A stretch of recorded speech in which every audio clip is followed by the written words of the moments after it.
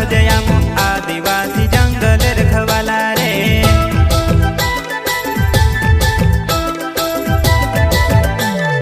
जल जंगल जमीन काजे पूजे रे आदिवासी दुनिया ने रखवाला रे। बाप देव खतरी काजे पूजे रे आदिवासी सबसे निराला